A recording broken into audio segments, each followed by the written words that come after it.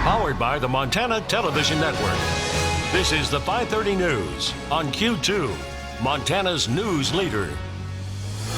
Good evening and thanks for joining us. I'm Russ Riesinger. And I'm Jeanelle Slade. Vice President Mike Pence back in Billings, spending the day talking tough on drugs and supporting Senator Steve Daines in his bid for re-election. We can turn this around, Montana, and we will. Talking about you on the way. Thank you for being here. In private events, Pence focused mostly on the drug crisis in Mexico and how it's impacting us here in Montana, but also talked about the importance of treatment and prevention. Air Force 2 touched down in Billings just before noon today. Smooth landing up at Billings Logan International Airport. The Vice President and Second Lady Karen Pence, accompanied by Senator Steve Daines and Representative Greg Gianforte. Once the plane landed, Pence was met with applause. He then took several minutes to meet, greet, and shake hands with supporters standing by on the tarmac. He played to that moment, even giving one last wave before his motorcade drove off. Well, the draw to Billings, a much more serious conversation, though, as the Vice President visited Riverstone Health to hear firsthand about the drug epidemic in rural America. Q2's Samantha Sullivan was there and has more on what the Vice President had to say to Montanans. If you're involved in selling drugs to people here in Montana, we are going to find you and we are going to stop you. Vice President Mike Pence coming to Montana to meet with local law enforcement and healthcare professionals to hear the struggles of the methamphetamine problem firsthand. Meth runs these streets. Crimes are increasing and law enforcement is struggling to keep up. The drug is cheap, easy to get, and more potent than ever before. The meth that we see here in Montana is different meth than it was several years ago. The homegrown meth at 25% purity that we used to see in Montana has been replaced with Mexican cartel meth with purities north of 95%. But it's not just the criminal side of the drug. Meth is tearing Montana families apart. While law enforcement is essential, I want you to know we understand that we can't arrest our way out of this problem. We've got to provide remedies and opportunities for rehabilitation. The Vice President meeting with women at Willow Way, a rehabilitation center where women struggling with addiction can get the help they need while still caring for their children. How are you doing? I'm good. I'm doing good. Just got to the last phase and I have a light at the end of the tunnel. I have hope and courage again, and I now know how to be an amazing mom to my son. So I'm doing really good. This program has helped me a lot. These women were just part of the inspiration behind a bill that Senator Steve Daines pushed for in Congress, allowing more communities to develop a similar style of rehabilitation and care so women can stay with their children throughout treatment and improve the outcomes for their families. If you are caught up in drug abuse and addiction, in the grip of addiction here in Montana, there is help. The people of this state and this nation want to put their arms around you and help you restart your life free of drug addiction. In Billings, Samantha Sullivan, MTN News. Thanks so much, Sammy. Now, despite supporters at the airport and along the traveling route today, the Vice President also met opposition.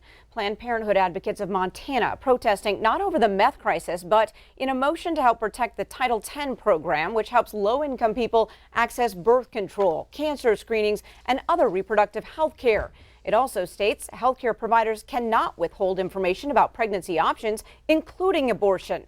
A gag rule proposal from President Trump's administration would have stripped funding from Planned Parenthood and restricted any health clinics that receive any Title X funding from referring patients to abortion providers.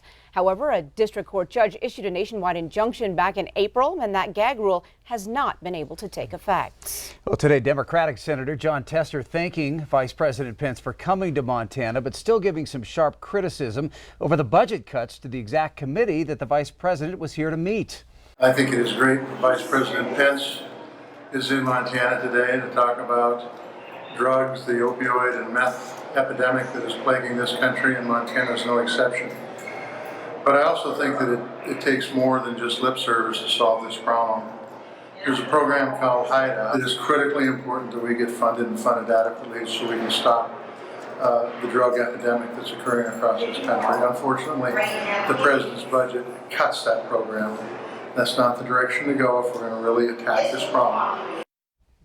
Also a busy day on the streets and highways here in Billings as the Vice President and Second Lady have crisscrossed the city for events.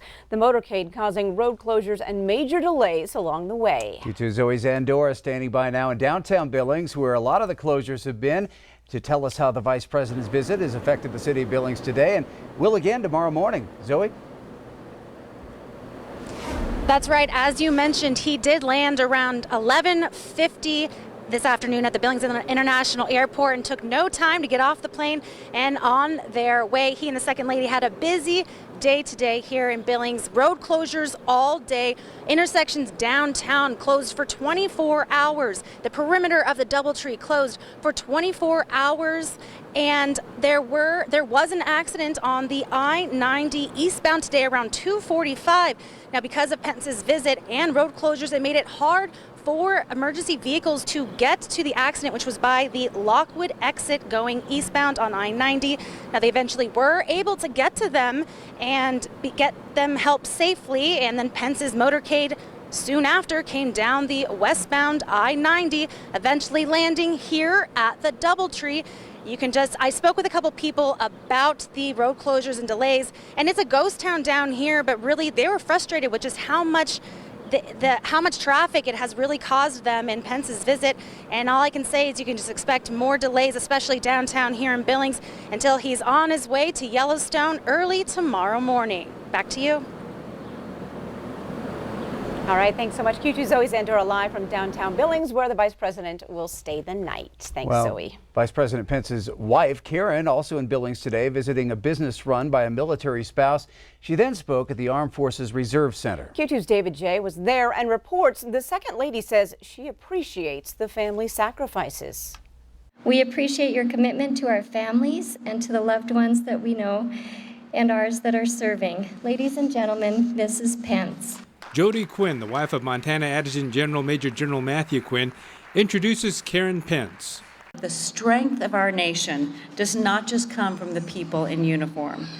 The spouses and families who serve right alongside make tremendous sacrifices to the greater benefit of our country. She has her own family connection to the military and talked about her son serving in the U.S. Marine Corps. Michael received his Wings of Gold in Meridian, Mississippi in September. And it was such an honor for us to go and see his wife pin on his wings. Mrs. Pence is over there taking pictures with the military spouses. And throughout her speech, she was talking about how much she appreciates the military families. So I just want you to know that we are so proud of each and every one of you. You military spouses are the home front heroes. You really are. You're the ones that keep our military strong. You are what we like to call the backbone of the military. She says when military people move, it makes it a challenge for the spouse to find a job. Military spouse employment is a very important aspect of a strong and resilient military family. And on behalf of so many other Americans all over the United States, thank you for your service. God bless you and God bless America. David J., MTN News, Billings.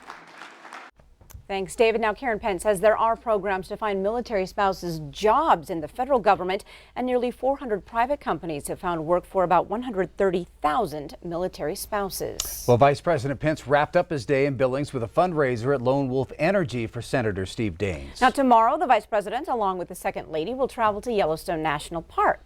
Air Force Two scheduled to arrive at Yellowstone Airport at 10 a.m. The Vice President will tour the park with current Secretary of Interior David Bernhardt. Pence will stop at Old Faithful and give remarks about the Trump administration's support to rebuild national park infrastructure. Later that night, the Pences will return to Washington, D.C. Well, coming up on tonight's 5:30 News, for nearly half a century, the Magic City summers have been brought to life with music.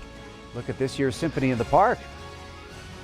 And later in sports, Scott takes us to Miles City, where this All-Star makes his return to the field in Saturday's Badlands Bowl.